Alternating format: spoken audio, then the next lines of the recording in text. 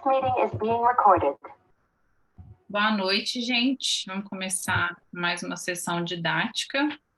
Prognóstico neurológico pós-PCR. Vai ser apresentado por João Marcos. Beleza. Gente, boa noite. Eu sou o João, sou residente da Clínica Médica do Dilon. Quem me ajudou a fazer essa apresentação foi a Alice, preceptora da emergência. E o nosso objetivo hoje é discutir o prognóstico neurológico do paciente em pós-PCR. Essa aula vai começar com essas perguntas, só para a gente fazer uma introdução ao assunto e também despertar a curiosidade de vocês em relação ao assunto também. São 4 perguntas que eu botei, que o objetivo delas era serem respondidas durante a aula, durante a apresentação. A primeira pergunta é uma pergunta que até o Caio fez numa aula que a gente teve, sobre a taxa de sobrevivência dos pacientes em pós-PCR, intra e extra-hospitalar. A segunda pergunta é nesse assunto. O terceiro é daqueles pacientes que a gente acredita ter um bom prognóstico neurológico, ou seja, aqueles que a gente faz a prognosticação e vê que eles vão ficar bem, teoricamente. Quantos que vão despertar após o 7º dia? Qual a porcentagem desses pacientes vai acordar no 7º dia? Dos pacientes que a gente acredita que vai ficar bem. E a última pergunta é que quais são os parâmetros abaixo predizem um mau prognóstico neurológico? Ou seja, a presença desses parâmetros, qual deles vai mostrar para a gente que o paciente não vai ficar bem? Tranquilo? Agora que eu percebi que pelo grupo dá para saber a resposta das pessoas, então talvez fiquem inibidas por causa disso, mas respondam aí para a gente ir vendo. A gente vai começar a aula e nosso objetivo nela é justamente a gente sair daqui sabendo fazer um prognóstico do nosso paciente de forma clara. Está todo mundo vendo a apresentação? Ou não? Está carregando aqui. Aqui também. Aí. A primeira parte da aula, eu acho que é a parte mais legal, assim, que tem mais coisa diferente, e depois a aula fica mais citando os dados e os valores prognósticos. Então, a gente está falando de pacientes que enfrentaram a parada cardiorrespiratória, eles retornaram à circulação espontânea e eles não estão comatosos. E os pacientes que se apresentam obedecendo comando e se apresentam despertos, eles são pacientes que naturalmente vão ter um bom prognóstico neurológico. Mas os pacientes que se apresentam comatosos, seja na sala de emergência, seja no intra-hospitalar, eles que a gente tem a dúvida de como é que vai ser o desfecho neurológico desse paciente. E o grande problema, o grande obstáculo que esses pacientes vão enfrentar é a encefalopatia hipóxico isquêmica. Ela que vai determinar o grau de dano neurológico do nosso paciente. Em algumas citações, é dito que a PCR é o maior AVC de todos. É o momento em que o paciente ele perde circulação e perde fluxo sanguíneo para todo o cérebro e se comporta basicamente como, ao invés de um AVC lacunar ou até de cerebral médio, por exemplo, que pega um grande território, na verdade atinge o cérebro como um todo. E é nesse sentido, a gente também tem que definir o que é bom para o nosso paciente, né, do ponto de vista neurológico. Porque isso é uma classificação muito ampla. O que pode ser bom para mim, às vezes pode não ser bom para os outros, e dependendo dos estudos, o que eles usaram de corte vai interferir nos nossos valores.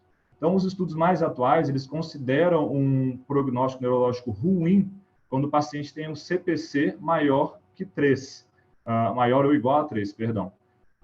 E isso é uma classificação nova. Antigamente, eles usavam esse CPC excluindo o número 3. Então, só era ruim os pacientes que estavam em estado vegetativo ou mortos. Mas a inclusão de uma dependência grave fez uma abrangência maior de pacientes que também estariam em um estado que não é compatível com qualidade de vida. E isso é uma das dificuldades nossas. A gente tem que prestar atenção nos estudos que avaliam o prognóstico, se esse paciente foi classificado como o que de bom prognóstico? Foi ranking? Foi CPC? Isso também é uma dificuldade para a gente prestar atenção quando a gente vai estudar. Então, aqui, na revisão que eu vou citar, o prognóstico neurológico era um prognóstico ruim quando o CPC era maior ou igual a 3. Então, o paciente está gravemente dependente, o paciente está em coma vigil ou o paciente está morto. Essa é a nossa definição. E como é que a gente vai fazer isso? A gente tem um paciente, então, que a gente já identificou quem que ele é, que é o nosso paciente que sofreu uma parada cardíaca, retornou à circulação espontânea e está comatoso, e a gente vai usar alguns parâmetros, sejam eles exames clínicos, exames laboratoriais, exames de imagem ou exames neurofisiológicos, e na análise desses preditores, desses parâmetros, a gente vai conseguir, se Deus quiser, dizer se o nosso paciente vai ficar bem, ou seja, CPC 1 e 2, ou vai ficar mal, CPC maior ou igual a 3. A primeira coisa que eu acho que é a parte mais interessante dessa aula é a gente entender as nossas limitações. Entender por que não é simples a gente prognosticar o nosso paciente. Por que não é simplesmente olhar para o paciente pós-PCR e dizer que ele não vai ficar bem. Então, o mais importante aqui é os preditores, eles, entre aspas, não podem errar. E eles não podem errar porque se eu digo para o meu paciente que ele não vai ficar bem, se eu taxo aquele paciente de um paciente com mau prognóstico, isso pode fazer com que eu tome condutas ou deixe de tomar condutas que vão levar ele ao óbito. Isso é importante porque a literatura americana é clara em dizer que que aproximadamente 70% dos pacientes eles falecem por causa de retirada de suportes artificiais de vida e não por consequência de uma direta da parada cardíaca, e sim porque você retirou, seja extubação, seja circulação extracorpórea, seja diálise, você tirou esse suporte. Então, a gente não tem como ter uma margem de erro muito grande, porque essa margem de erro muito grande vai levar a gente a tomar condutas erradas para o nosso paciente. O segundo motivo de por que é tão difícil a gente fazer o prognóstico neurológico do nosso paciente é porque os preditores têm que ser avaliados em momentos certos. Isso é importante porque a gente tem uma pressa em dizer se o nosso paciente vai ficar bem ou não. Às vezes o paciente ele já chegou na sala de emergência ou chegou no CTI vindo da enfermaria e a gente já quer dizer que esse paciente vai ficar bem ou vai ficar mal para já tomar condutas invasivas ou não. Só que muitos desses parâmetros eles demoram até atingir um potencial de ser específico bom e satisfatório para a gente. O exemplo claro para a gente é o reflexo pupilar, que nos primeiros dias em pós-PCR, ele tem taxas de falsos positivos que vão até 30%. Ou seja, até 30% dos pacientes que não têm o reflexo pupilar, eles vão ter um bom prognóstico. Isso pensando nas primeiras 24, 48 horas. Então, o momento que você avalia o preditor clínico, ou laboratorial, ou de imagem, é de suma importância. Porque se você avaliar ele no momento errado, você também vai ter uma informação falsa. O terceiro motivo é que, às vezes, a gente não espera tempo suficiente. E aí isso tem a ver com a pergunta número 3 que eu fiz. Se alguém não respondeu, corre lá que dá tempo de responder. Que é, às vezes, a gente não espera o paciente melhorar tempo suficiente. Então, pensando em um estudo que usou o momento de corte para dizer que o paciente ficou bem neurologicamente, a transferência para o CTI ou a alta do CTI, às vezes foi muito cedo para dizer que o paciente vai realmente ficar gravemente dependente ou não. Por quê? Esses pacientes demoram a melhorar, alguns até mais de 6 meses para você dizer que o paciente se estabilizou na curva de melhora dele. Então, se eu tenho um preditor que eu olho para ele e falo, olha, esse preditor é de mau prognóstico, mas eu avaliei meu paciente muito cedo, eu posso estar superestimando o meu preditor clínico.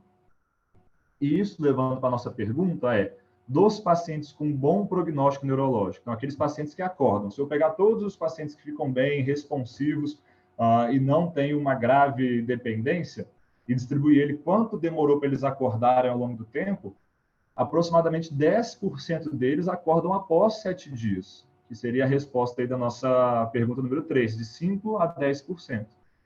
Isso quer dizer que, se a gente começa a taxar que os pacientes não acordam ou continuam comatosos antes de 7 dias, a gente pode perder 10% de pacientes se a gente retirar o suporte de vida desses pacientes. Então, assim, é preciso tempo para a gente conseguir prognosticar. E nos pacientes que a gente faz o controle direcionado de temperatura, esse tempo pode chegar até 12 dias de espera até esses pacientes acordarem. Ou seja, a partir de 12 dias, até 10% deles também vão acordar por causa do pós-parada. Então, assim, o tempo que você avalia o seu paciente é muito importante. E o último fator que também dificulta o nosso prognóstico neurológico é o viés da profecia autorrealizável. Isso eu achei uma das coisas mais legais assim da aula, porque é uma coisa que a gente faz o tempo todo com os nossos pacientes, né? A gente tem um paciente, a gente olha um parâmetro dele e a gente fala que aquilo é um parâmetro de mau prognóstico. E por causa desse parâmetro de prognóstico, que a gente julgou ser um parâmetro de mau prognóstico, a gente toma condutas ou deixa de tomar condutas que vão concretizar essa expectativa nossa do paciente. E no final das contas, o paciente ele vai ter um prognóstico desfavorável, não porque ele tinha um preditor, mas sim porque eu tomei condutas para isso. Isso é uma coisa que acontece de forma extremamente frequente. Isso é um viés que é difícil de ser retirado, porque a gente não tem como cegar muito dos achados. Como é que você vai cegar em um estudo de prognóstico reflexo pupilar? O médico assistente ele vai ver o reflexo pupilar do seu paciente e vai tomar condutas baseadas nisso. Então, não tem como você cegar para o médico assistente não ver e não poder ser enviesado por esse marcador prognóstico. Então, o viés da profecia reutilizável está presente na maioria dos estudos que formam o arcabouço literário da prognosticação dos pacientes e é um viés que influencia muito a nossa tomada de decisão. Então, tendo em vista que é muito difícil prognosticar o nosso paciente por causa desses motivos que a gente expôs, como é que eu faço para minimizar a minha chance de errar? Ou seja, como é que eu minimizo os meus falsos positivos? Como é que eu evito de dizer que o paciente vai ter um mau prognóstico e no final ele tem um bom prognóstico? E a recomendação, até pela ARRA de 2020, é que eu faça uma neuroprognosticação multimodal. Ou seja, que eu não me baseie em apenas um parâmetro, mas que eu use mais de um parâmetro para que a gente consiga prognosticar o nosso paciente. E aí a gente vai discorrer a partir de agora em como que a gente vai usar e quais são os parâmetros que a gente vai usar para prognosticar esse nosso paciente. A ARRA, continuando nela, ela cita uma forma de raciocínio que não é, como se eu posso dizer, preenchendo critérios, né? Ela apresenta para a gente os valores de mau prognóstico e a gente faz a interpretação deles. O que eles falam é que a gente tem que ter mais de um, né? Não se basear apenas em um. E eles têm esse quadrinho, que é um quadrinho muito interessante, que mostra a linha do tempo do paciente que tem retorno à circulação espontânea e qual é o momento que eu vou fazer cada um desses exames. Então, exames de imagem, por exemplo, como a TC e a ressonância magnética, podem ser feitos de forma precoce. A TC é ali até nas 24 horas e a ressonância magnética após. O potencial evocado somatosensível pode ser feito a partir de 24 horas do retorno à circulação espontânea. O eletroencefalograma também pode ser feito a partir de 24 horas.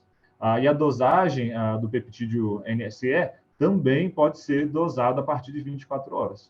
Porém, sinais clínicos, como reflexos, devem ser avaliados após 72 horas. Esse gráfico é interessante a gente ver para a gente saber o momento certo de avaliar nosso paciente.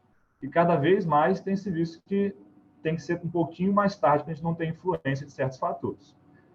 Já outra citação nossa, que é o European Council of Resuscitation, que tem um guideline de 2021 sobre o assunto, ele faz uma proposta mais organizada e sistematizada.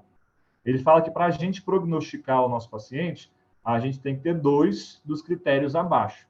A gente vai chegar depois a repetir esses critérios, mas na presença de pelo menos 2 desses critérios, você pode dizer que seu paciente vai ter um prognóstico neurológico reservado. Lembrando que o prognóstico neurológico reservado é o paciente gravemente dependente, CPC-3, ou pior, né, em estado vegetativo ou falecido por causa da parada cardiorrespiratória. E a gente vai fazer uma abordagem indo pelo caminho do Conselho Europeu de Ressuscitação de 2021, porque fica mais fácil da gente entender. Então, o nosso primeiro passo para a gente determinar o prognóstico neurológico do nosso paciente é retirar os fatores confundidores. E o que é isso? Quando o paciente ele chega em parada cardiorrespiratória, a gente, em retorno à circulação espontânea, a gente faz medidas para que o paciente fique bem adaptado à ventilação mecânica, para que o paciente fique confortável. A gente tem medidas para a gente tirar o paciente do estado de disfunção orgânica que ele está. O paciente, às vezes, ele se apresenta com o motivo da parada sendo uma disfunção orgânica. Então, a gente tem que ter muito cuidado com esses pontos abaixo, que é o uso de sedação e bloqueio neuromusculares. Muitas vezes, esses pacientes, eles estão sedados na hora da nossa avaliação, e isso é errado.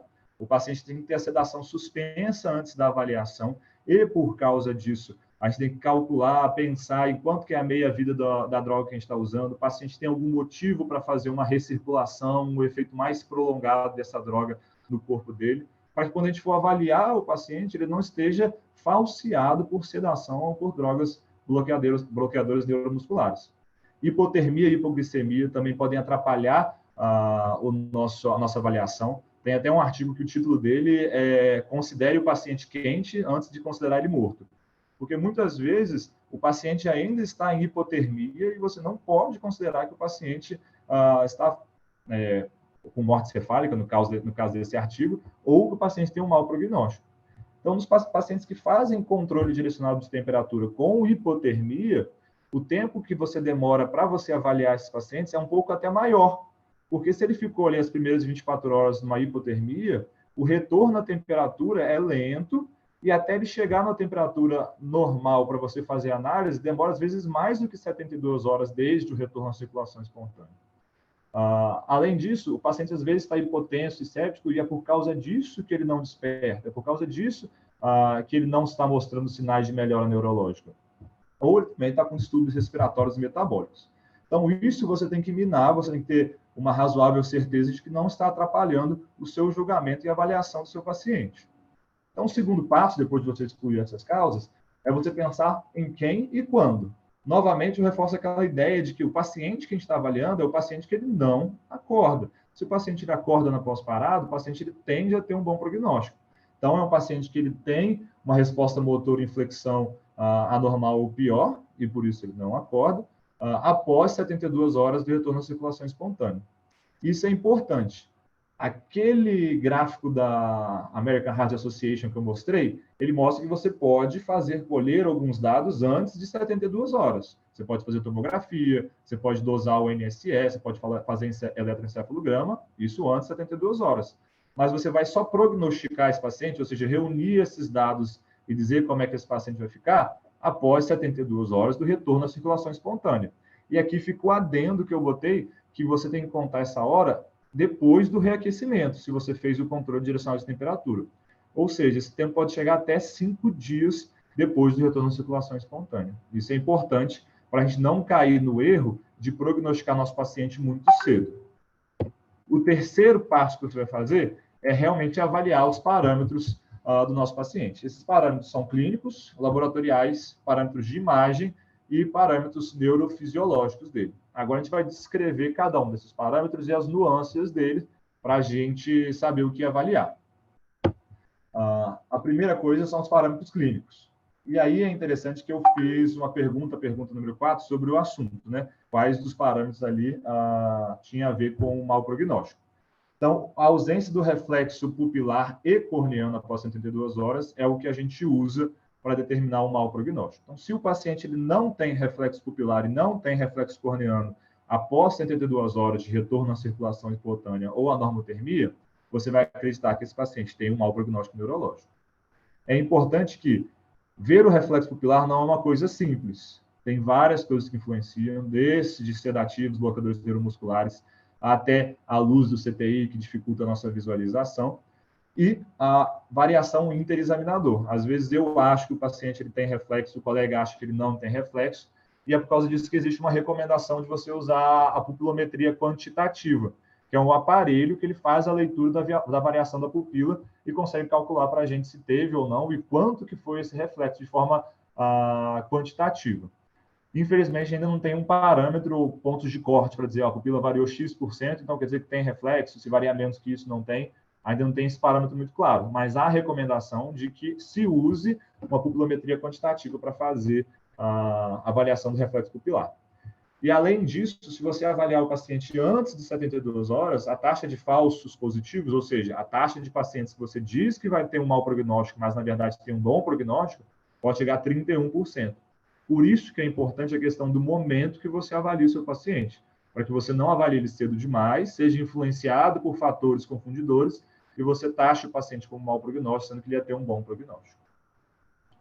O outro parâmetro clínico que a gente vê é a presença de status mioclônicos antes de 72 horas.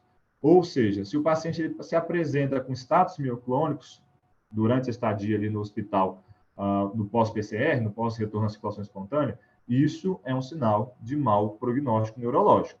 Lembrando que a definição de status mioclônico também enfrenta dificuldades, sendo que a definição usada nos estudos mais robustos são mioclonias generalizadas, ou seja, não é só mioclonia em um membro, é uma mioclonia generalizada, que é contínua e dura mais de 30 minutos. Então, ela não fica parando e voltando, ela é contínua por mais de 30 minutos. Isso é importante porque a simples presença de mioclonia, ela não é um sinal de mau prognóstico neurológico. O paciente tem que estar em status mioclônicos, ou seja, mioclonia generalizada por mais de 30 minutos. E, além disso, é recomendado que você grave um eletroencefalograma na vigência das mioclonias, porque existem alguns padrões eletroencefalográficos de mioclonias que, ao contrário de um mau prognóstico, eles apontam para um bom prognóstico. Então, às vezes você está vendo uma mioclonia, achando que o paciente vai ter um mau prognóstico, mas aquela mioclonia, na verdade, é um sinal de bom prognóstico. Então, o que gravar aqui do status mioclônico é que o paciente tem que ter um status mioclônico para você classificar ele como um mau prognóstico neurológico. Não basta ser simplesmente mioclonias indiferenciadas. A divergência aí entre as diretrizes, aí eu cito a AHA e a European Resuscitation Council, é de que eles divergem em relação aos horários. A AHA fala até 72 horas, enquanto a European Resuscitation Council fala até 96 horas. Então, essa mudança na avaliação do momento que você vai avaliar seu paciente. Estende um pouco até 96 ou faz só até 72 horas? Essa é uma divergência na literatura. E aí eu trago referência da AHA, que diz que os pacientes com mioclonias indiferenciadas não devem ser avaliados pela essa mioclonia indiferenciada. Então, só você ver movimentos mioclônicos, isso não vai sustentar e não deve fazer um mau prognóstico do nosso paciente.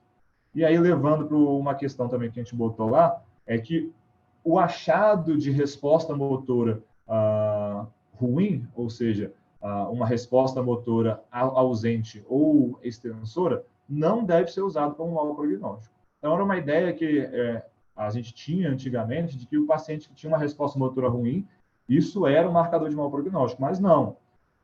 O paciente que tem uma resposta motora ruim é um achado muito sensível, ou seja, a maioria dos pacientes que vão ficar mal, ou seja, que vão ter um prognóstico neurológico ruim, eles têm resposta motora ruim, mas não quer dizer que os pacientes com resposta motora ruim vão ter um mau prognóstico.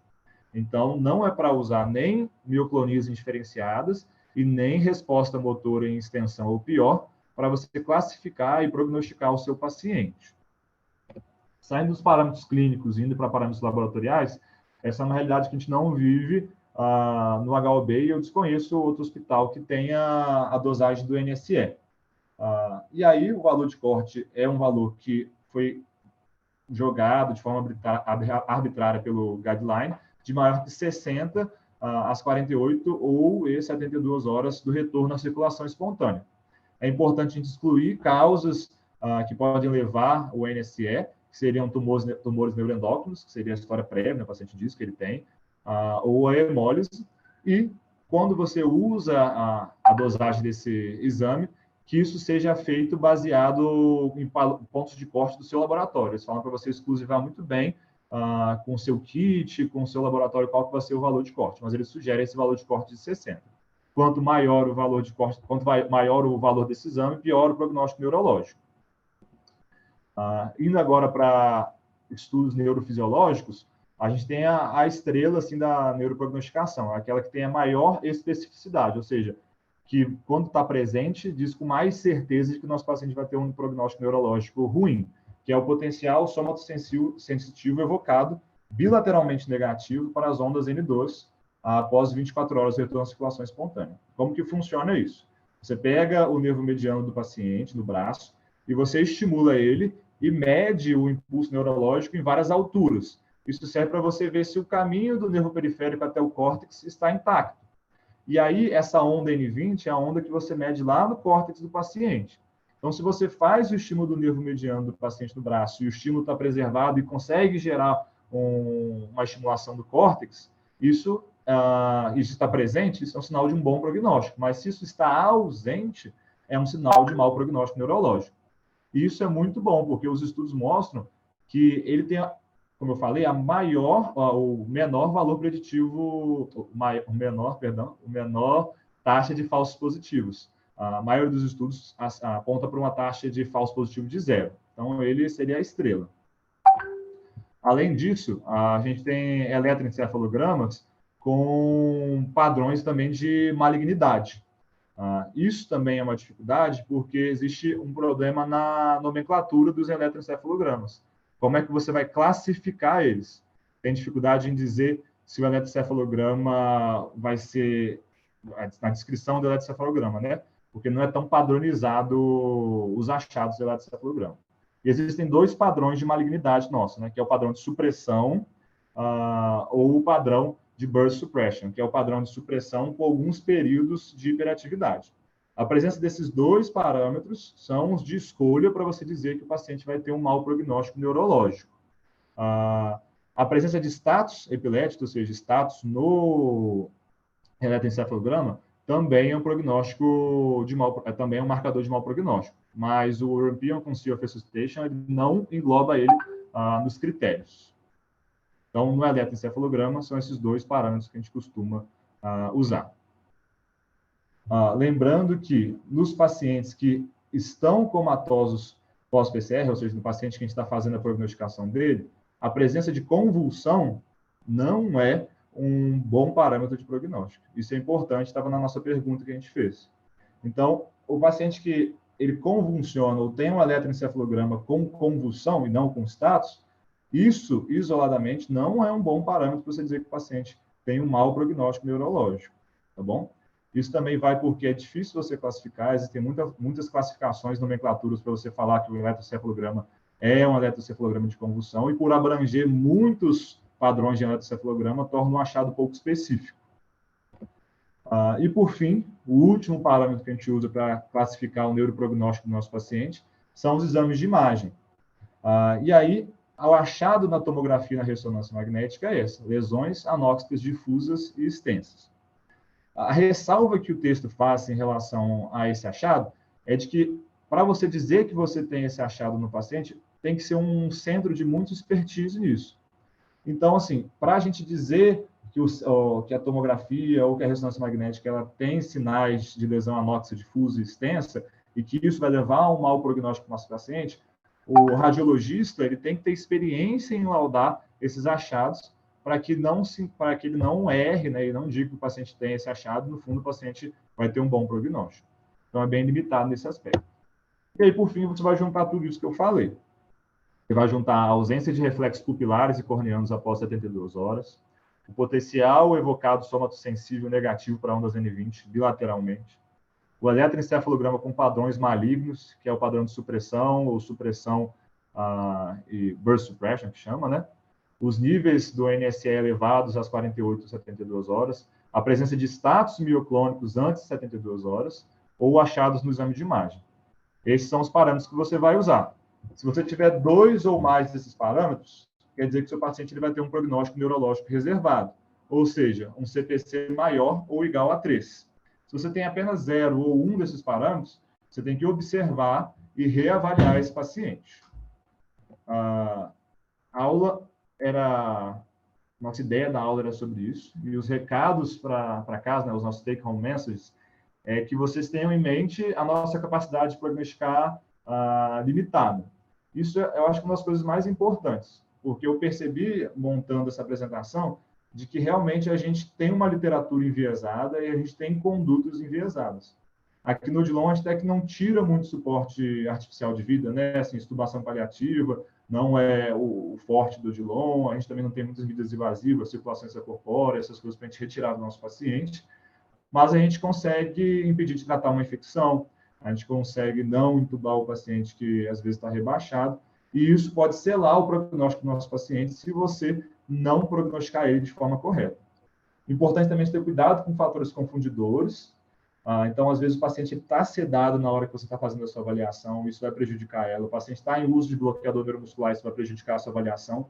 E a coisa que eu acho mais interessante da aula é que é o viés da província autorrealizável. Muitas vezes, a gente é meio cabeça dura com as coisas que a gente acha que viu, E, por causa disso, a gente leva o nosso paciente a concretizar aquilo que a gente acredita.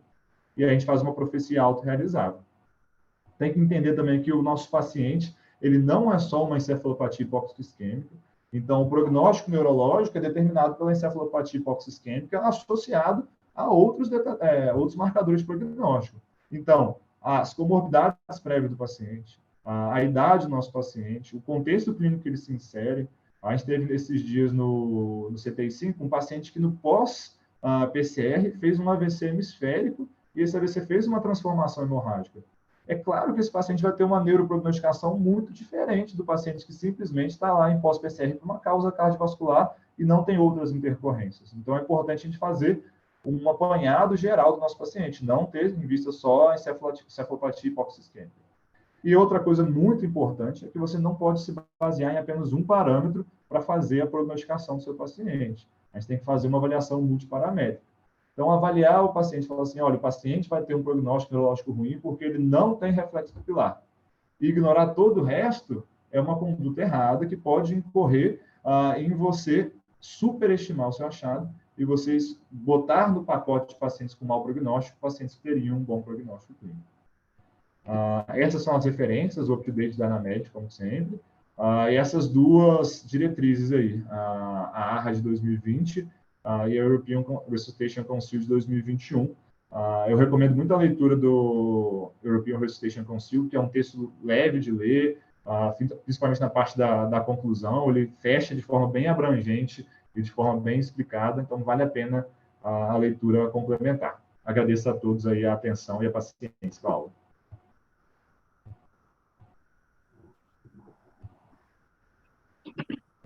Muito bem, João. Parabéns, João. Sensacional sua aula, viu, rapaz? Obrigado, chefe. A situação sempre achei difícil. E a sua aula quebrou um paradigma que eu costumava achar um pouco mais fácil prognosticar a pessoa nesse contexto, dependendo de alguns marcadores, alguns vários são meio clássicos, você citou de uma forma muito mais refinada até do que eu tinha conhecimento. Por exemplo, a mioclonia precoce, que é um clássico nosso, você deu uma destruída em muitos conceitos que a gente tem embasado, e mais uma série de coisas que para mim foram completas novidades. E eu concluo tristemente que é mais fácil prognosticar pessoas vivas, e nesse caso nós estamos referindo a pacientes. É mais um prêmio da sua aula, é esse. Andar na rua vai ser mais confortável a partir de agora. Parabéns, cara. Um trabalho muito refinado, muito legal. Gostei demais da conta. Sensacional. Obrigado, chefe. João, excelente. Não teria outras palavras. Tá me ouvindo? Que aula muito boa. Eu acho que você não conseguiria ter falado de forma melhor. Eu acho que a sua mensagem final, seu take home, foi excelente. Às vezes a gente quer prognosticar o paciente com a encefalopatia hipoxêmica. E aí a gente se apega tanto, mas a gente não pensa por que o paciente parou. Porque a encefalopatia hipoxêmica poucas vezes vai deixar a gente prognosticar. Inclusive, se vier com o padrão normal de eletro, ainda é difícil a gente prognosticar. Até porque o pessoal está estudando até hoje, se vier com padrão normal, se trata, se não trata, ninguém nem sabe sobre isso ainda. A gente está no caminho tomara que a gente chegue lá. Só que às vezes a gente tem um dado contundente, base muito maior. Talvez o paciente parou por uma síndrome coronariana, que fez uma fração de ejeção reduzidaça, que o paciente não vai chegar no cateterismo e ele não está despertando. E aí o conjunto da obra te dá o prognóstico muito mais do que a própria encefalopatia. Às vezes o fato dele despertar ali vai ser o menor dos problemas desse paciente depois. Excelente. Essa aula foi sua, não te ajudei em nada, porque foi toda sua e, assim, maravilhosa. Muito boa, os slides muito bons, sua retórica maravilhosa. Eu estou encantada com a sua aula. Obrigado, chefe.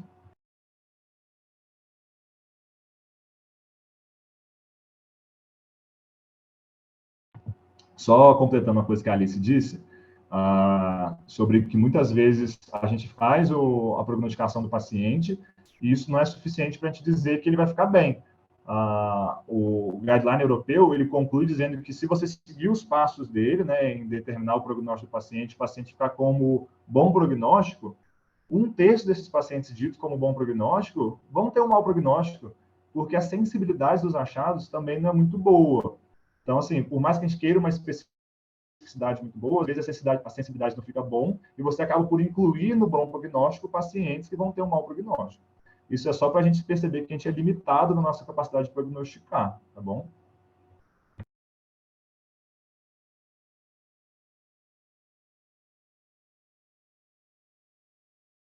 Eu estou muito feliz que vocês me esperaram voltar de férias para ter essa aula, viu? Ainda bem que a gente gravou.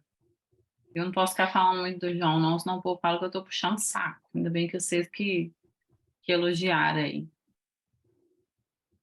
Mas é Pode isso. puxar saco, não tem importância não. Mas eu estou achando que o resto da turma teve PCR aí, o João vai ter que prognosticar, galera. Eu acho que final de ano, galera, tá meio estranho. Não sei. Cadê a Sofia? Tadinha. Sofia? Eu tô aqui. Não tenho nem dúvidas que a aula foi excelente.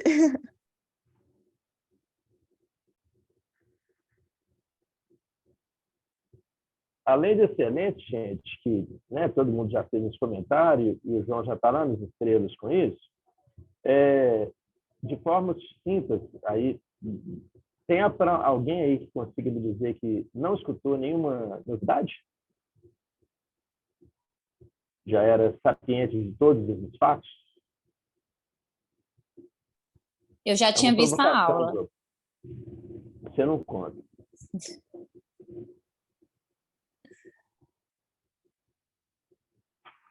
Provavelmente não, né? Provavelmente alguém teve ou mais ou menos contato com uma série de tudo isso aí, mas a elencada que o João deu aí, com ou sem a participação da senhora Alice,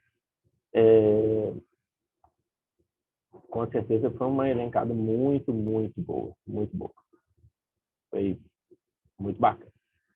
Sempre preparar material de consulta diária mesmo, e acho que deveria virar dentro da instituição, porque às vezes a gente tem um probleminha, né? Com transferência de paciente de CTI, a Alice sabe disso, e não no nosso, né? No CTI 5.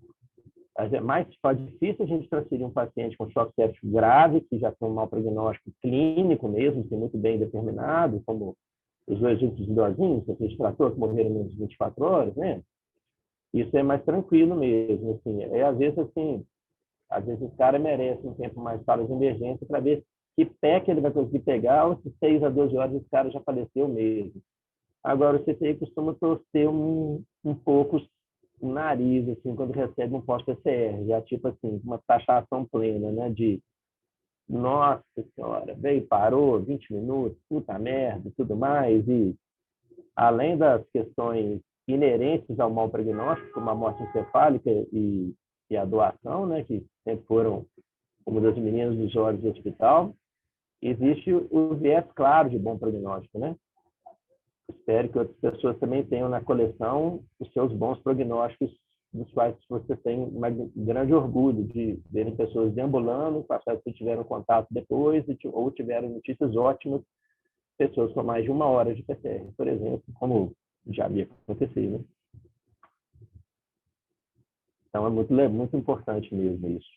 Às vezes, como parte de uma ferramenta institucional, um escopozinho mais sucinto, para ser dinamizado no CTI, às vezes com participação de uma liderança de CTI, às vezes não, né? Com certeza com a participação de uma liderança de CTI, para quebrar um pouco esse gelo aí, que acho que ainda acontece um pouquinho.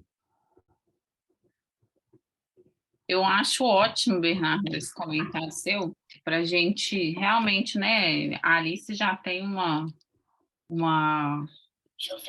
um contatinho lá no CTI, mas eu trabalho ali do lado da Tereza, acho que vale a pena a gente passar esse link dessa aula depois para o pessoal, né, da UCI, e talvez fazer uma outra sessão, mas já de cara tentar construir junto, que seja um infográfico convidativo para assistir o link, para tipo, o que é isso que esse povo está falando aqui, né? Para dar vontade de assistir a aula e a gente conversar mais a respeito, mas assim, resumindo, para ver que o negócio não é simples, né? Não é assim, X tempo de PCR e o prognóstico está dado, que trial de CTI, que o pessoal do cuidados paliativos fala tanto, faz sentido, e eu acho que essa aula traz um pouco da justificativa para isso, para que esses benditos 72 horas que o povo fala, né?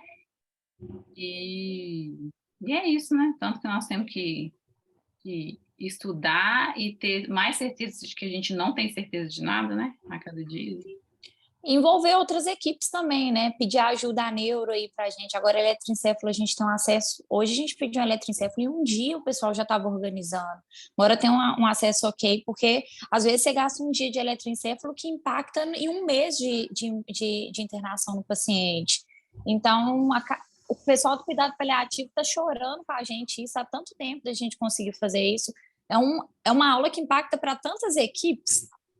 Assim, sem valor essa aula. Eu acho que a gente deveria aplicá-la mais, porque o que a gente consegue fazer, avaliação clínica bem feita, que eu preciso de avaliação conjunta com a neuro para me falar alguma coisa, o que eu tenho na mão, tomografia e eletro.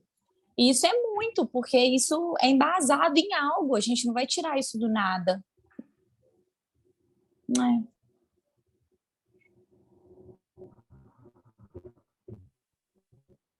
Todo mundo com carinha de felicidade para vocês, João. Quem está abrindo a câmera, né? Quem não está... Tudo bem. Vou colocar no YouTube logo, para a gente conseguir compartilhar e fazer mais discussões e mais coisas a respeito, né? Dentro do hospital. Acho que é isso, é pensar, não é só o CTI, não, né? Não todo mesmo. Foram boas as suas last 6 hours, Bernardo? Oi? Foram boas as suas last 6 hours? Foram tranquilíssimos. Então tá ótimo.